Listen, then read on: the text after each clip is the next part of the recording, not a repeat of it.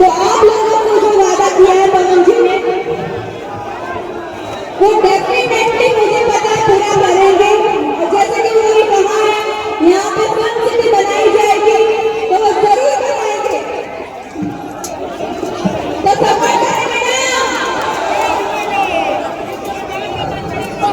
क्या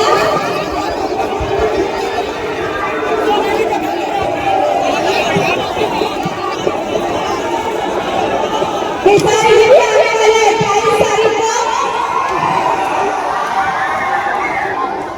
आप दोनों के बेटा, आप दोनों के भाई पवन जी और खेसारी जी एक साथ आने वाले हैं। 28 को आएंगे, आएंगे ना?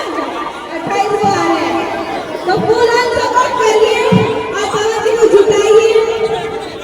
आपके बेटा, आपके भाई, आपके दोस्त, हमारे दोस्त जीते।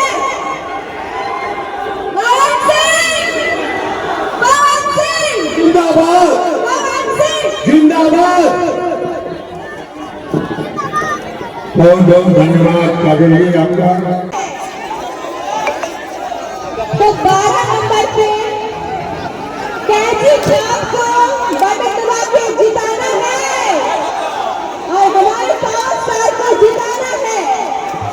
इनका पावर बनोगे ना आप लोग? वादा निभाते हैं, चाहे किसी की मदद करना हो, किसी के लिए कुछ करना हो, वो हमेशा पूरा करते हैं। तो आप लोगों को जो वादा किया है पवन जी ने, वो डेफिनेटली